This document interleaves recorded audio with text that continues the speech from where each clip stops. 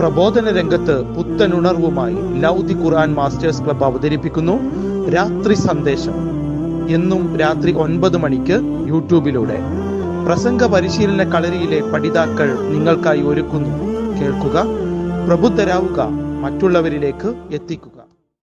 അൽഹംദുലില്ലാഹി റബ്ബിൽ ആലമീൻ വസ്സലാത്തു വസ്സലാമു അലാ അഷ്റഫിൽ മുർസലീൻ വഅലാ ആലിഹി വസഹ്ബിഹി അജ്മഈൻ.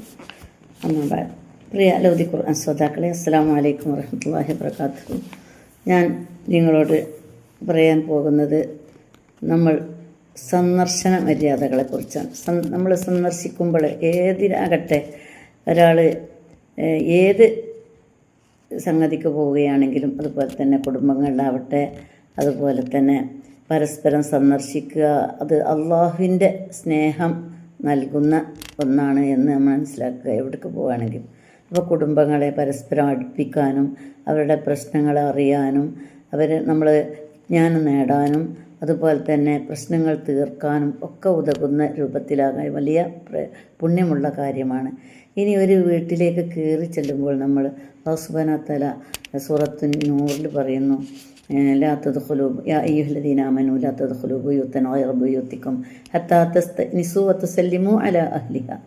നിങ്ങൾ ഒരു വീട്ടിൽ പ്രവേശിക്കുമ്പോൾ സമ്മതം ചോദിക്കുന്നത് വരെ, അവരനുവദിക്കുന്നത് വരെ നിങ്ങൾ പോകരുത്, കയറരുത്. നമ്മളൊരു വീട്ടിൽ കയറുമ്പോൾ സമ്മതം ചോദിച്ചതിന് ശേഷമേ കയറാവൂ. ആ വീട്ടിലേക്ക് കയറുന്ന മര്യാദയാണ്, സന്ദർശിക്കാൻ കയറുന്ന മര്യാദയാണ്. ബെല്ലടിച്ചിട്ട് നമ്മൾ വാതിലിൻ്റെ നേരെ നിൽക്കരുത്, ഒന്ന് മാറി നിൽക്കുക. എന്നിട്ട് അവർ പറയാണ് കയറിയിരിക്കുകയും സമ്മതം കിട്ടിയാൽ നമ്മൾ കയറണം. ഇനി പിതാക്കയിലൊക്കെ മുർജിയോ നിങ്ങൾ പൊയ്ക്കോളി എന്ന് പറയുകയാണെങ്കിൽ ഫർജിയോ, നമ്മൾ പണകി പോരണം. എനിക്ക് ഇന്ന ആളെ കാണാണ്ട് പറ്റൂല, പോകാൻ പറ്റൂല എന്നൊന്നും ഇസ്ലാമിൽ പറയാൻ പറ്റില്ല.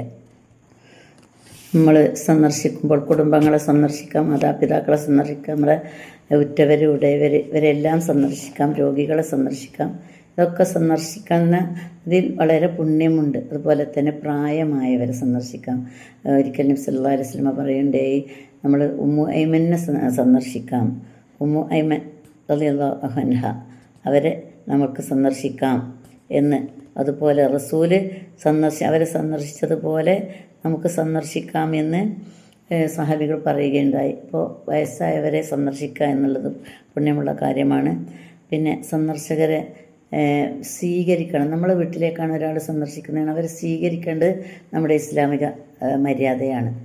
ഒന്നുമില്ലല്ലോ ഇപ്പോൾ ഇവിടെ ഒരു വന്നാൽ ഒന്നും കൊടുക്കാറില്ലല്ലോ, ഉള്ളത് കൊണ്ട് സ്വീകരിക്കുക, അല്ലെങ്കിൽ നല്ല വാക്ക് പറഞ്ഞ് സ്വീകരിക്കുക. ഒന്നുമില്ലാഞ്ഞാലും അവരോട് പോകാനൊന്നും പറയരുത് നമ്മൾ. പിന്നെ രോഗികളെ സന്ദർശിക്കുക എന്നുള്ളത് വലിയ പുണ്യമുള്ള കാര്യമാണ്. നമ്മൾ പിന്നെ രോഗികളെ രാവിലെ സന്ദർശിക്കുകയാണെങ്കിൽ വൈകുന്നേരം വരെ മലക്കുകളുടെ പ്രൊട്ടക്ഷൻ നമുക്ക് ഉണ്ടാവും. 50,000 മലക്കുകൾ, നമ്മുടെ 70,000 മലക്കുകൾ നമ്മുടെ കൂടെ ഉണ്ടാവും. അതുപോലെ തന്നെ വൈകുന്നേരമാണ് ഒരു രോഗിയെ സന്ദർശിക്കുന്നുണ്ടെങ്കിൽ രാവിലെ വരെ നമുക്ക് പുറക്കലിനെ തേടിക്കൊണ്ട് മലക്കുകളുണ്ടാവും. അപ്പോൾ അത്രയും പുണ്യമാണ് രോഗികളെ സന്ദർശിക്കുക എന്നുള്ളത്.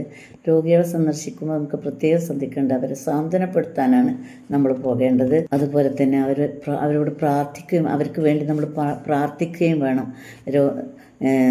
ഇൻഷാ അല്ലാഹ് തഹൂർ ഇൻഷാ അല്ലാഹ് എന്ന് പറഞ്ഞ് അവർ ഷഫാക്കല്ലാ എന്ന് പറഞ്ഞ് അവരെ ആശ്വസിപ്പിക്കണം. പെട്ടെന്ന് അല്ലാഹു ഭേദമാക്കട്ടെ, ഇതിലേറെ പ്രശ്നങ്ങളൊക്കെ ഉള്ളവർ മാറിയിട്ടുണ്ട് എന്നൊക്കെ പറഞ്ഞ് ആശ്വസിപ്പിക്കുക. ആഖിറു ദഅ്വാനാ അൽഹംദുലില്ലാഹി റബ്ബിൽ ആലമീൻ. അസ്സലാമു അലൈക്കും.